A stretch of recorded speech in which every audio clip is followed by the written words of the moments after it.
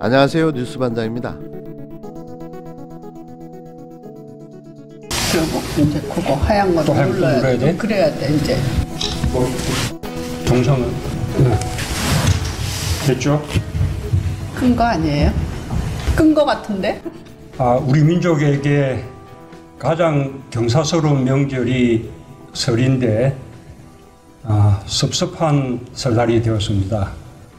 지난 추석에 이어 이번 설에도 고향을 방문하지 못하신 국민들께 위로의 말씀을 드립니다.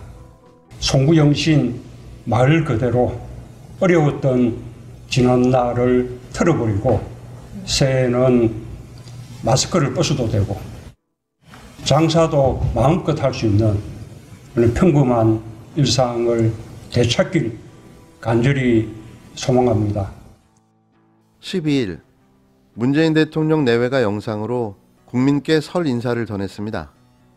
문 대통령은 새해에는 마스크를 벗고 마음껏 장사할 수 있는 평범한 일상을 되찾길 간절히 소망한다고 말했는데요. 한복 차림으로 반려견 마루와 함께 청와대 경내에 있는 상춘제에서 문재인 대통령 내외가 휴대전화 영상을 통해 국민에게 설 인사를 전했습니다. 영상에서는 코로나19 확산에 고향에 가지 못하는 국민들을 위로했는데요. 당연할 줄 알았던 평범한 일상이 새해에는 꼭 회복되기를 희망했습니다. 설 연휴 동안 코로나19 상황을 감안해 청와대 관저에 머물며 가족 모임도 하지 않기로 한 문 대통령 내외는 대신 마루, 토리, 찡찡이 등 반려동물과 산책 등을 하며 다소 특별한 설 명절을 보내고 있는데요. 반려묘 찡찡이는 17살, 반려견 마루는 15살, 다들 사람으로 치면 적지 않은 나이입니다. 갈수록 문 대통령에게 기대느라 관저에서 뉴스를 함께 본다고 청와대는 전했는데요. 대통령의 따뜻한 위로가 새해를 맞는 많은 국민께 위로와 위안이 되는 하루였습니다.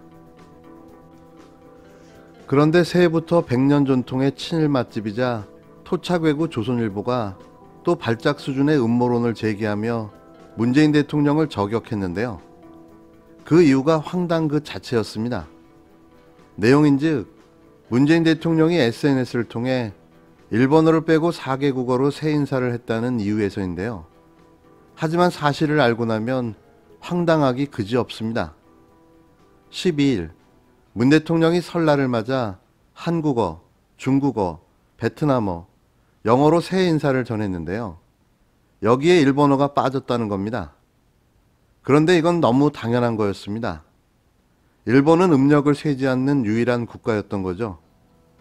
음력 새해를 세는 국가는 중국, 대만, 베트남, 싱가폴, 홍콩 등이었는데요. 이걸 알면서도 일본어 타령을 했다면 조선일보는 100% 고의적인 비방 뉴스를 만든 것이고 몰랐다면 토착 외구임을 증명한 셈인 겁니다. 뭘 좀 알고 떠들었으면 합니다. 문재인 대통령이 설날인 12일 SNS를 통해 각국 언어로 새해 인사를 전했는데요. 일본어 인사를 남기지 않아 누리꾼들의 갑론을박이 펼쳐졌습니다. 문 대통령은 이날 페이스북과 트위터를 통해 설날을 맞이한 이웃나라 국민들에게도 새해 인사를 전한다며 2021년 새해 건강과 평안이 가득하기를 바란다. 우리 모두 마스크를 벗고 다시 만날 수 있는 날이 오기를 기대한다고 글을 남겼습니다. 문 대통령은 중국어, 베트남어, 영어 순으로 같은 내용을 적어 올렸는데요. 일본어 메시지는 따로 남기지 않았습니다. 이에 일각에선 문 대통령이 일본어 인사를 일부러 뺀 것이 아니냐는 의혹을 제기했는데요. 이 문제를 최초로 제기한 건 천황폐하 만세를 불렀던 친일 언론인 조선일보였던 거죠. 논란이 일자 청와대는 음력설을 세는 나라의 언어와 세계 공통어 영어로 인사를 전한 것이라고 설명했는데요. 실제로 음력설을 지내는 나라는 중국, 대만, 홍콩, 싱가폴, 베트남 등으로 일본은 음력설을 따로 지내지 않고 있었던 겁니다. 하나마나한 비판을 하며 토착 외구 찌라심을 자신도 모르게 인정해버리고 만 거죠. 새해 첫날부터 꼴 보기 좋습니다. 진짜 새해는 밝았지만 안철수의 자충수는 매일매일 계속되고 있는데요. 정말이지 정치 개그맨 안철수는 자신이 할 수 있는 모든 웃긴 일을 4.7 보궐선거 전까지 다 할 듯합니다. 이러고 진짜 개그맨으로 데뷔하는 건 아닐지 궁금한데요. 어떻게 입만 열면 빵빵 터지는지, 이런 사람을 왜 방송사에서 픽업을 하지 않는지 이상할 정도입니다. 방송에 고정 출연한다면 시청률 1위는 따놓은 당상일 텐데요. 사회적인 거리두기 방법이 지금 정부가 하는 것으로는 저는 안 된다고 봅니다. 소규모 집단 감염일 때는 사회적 거리두기로 이제 어느 정도 막을 수가 있었거든요. 감염자가 나타나면 주변에 접촉한 분들 격리시키고 그런 식으로 해서 더 확산되는 것을 막았는데, 지금은 그렇지가 않습니다. 지금은 광범위한 지역 감염이 되고 있습니다. 그래서 더 이상 소용이 없습니다. 이거를 어떻게 바꾸는가, 과학적인 그런 기준을 가지고 바꿀 수가 있습니다. 예를 들면 이 정도 그 방이 있으면 거기에 몇 명의 사람이 들어갈 수 있는가, 그게 밀집도 아니겠습니까? 그래서 보통 정원의 30% 정도만 들어가게 한다, 이런 기준이 있으면은 그게 더 과학적인 그런 기준이 될 겁니다.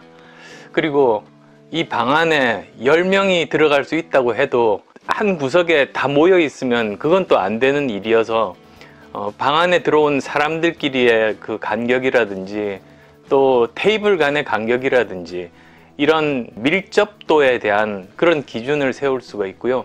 밀집, 밀접, 밀폐, 이런 과학적인 기준으로 그 권고사항만 지키면 업종에 관계없이 그냥 다 허용을 하는 게 더 과학적인 그런 접근 방법일 겁니다.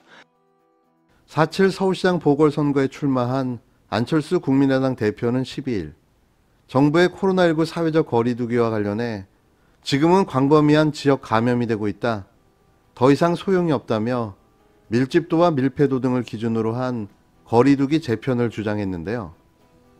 안 대표는 이날 김동길 연세대 명예교수의 유튜브 방송 김동길 TV에 출연해 사회적 거리두기 방법은 지금 정부가 하는 것으로는 안 된다며 이같이 주장했습니다.